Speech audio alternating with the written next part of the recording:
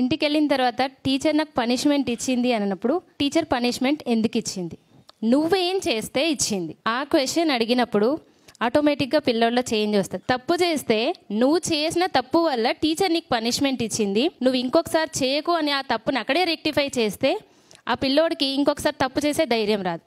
అది కరెక్ట్గా parents follow అయితే ఏ పిల్లోడు ఇంటికెళ్ళి కంప్లైంట్ చేయడు, ఏ టీచర్కి పనిష్మెంట్ ఇవ్వాల్సిన అవసరం రాదు. ఈరోజు చెప్పగానే వెళ్ళి అవునా నేను టీచర్ తిట్టారా, పనిష్మెంట్ ఇచ్చారా, నేను వెళ్ళి అడుగుతాను. దానివల్ల పిల్లల్లో తప్పు చేసే కాన్ఫిడెన్స్ పెరుగుతుంది. నా ముందే టీచర్కి ఎందుకు ఇచ్చారు ఇలా, ఏం చేశారని అడుగుతారు.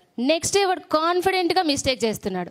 అప్పుడు మళ్ళీ మీరు ఒకవేళ కారిడార్ లో నడుస్తుంటే వీడు పక్కన ఫ్రెండ్స్ కి వెళ్ళి రే ఈ టీచర్ మా నాన్న అడిగేసింది, ఈ టీచర్ మా నాన్నకి అడిగేసింది. పేరెంట్స్ కి మినిమం రెస్పెక్ట్ అనేది తెలియట్లేదు. ఒక టీచర్ కి ఎలాంటి రెస్పెక్ట్ ఇవ్వాలి వాళ్ళకే తెలియకపోతే వాళ్ళు పిల్లలకి ఏం నేర్పిస్తున్నారు? మేము అన్ని మినిమం వాల్యూస్ అన్ని మేము నేర్పిస్తున్నాం, మోరల్ వాల్యూస్ నేర్పిస్తున్నాం.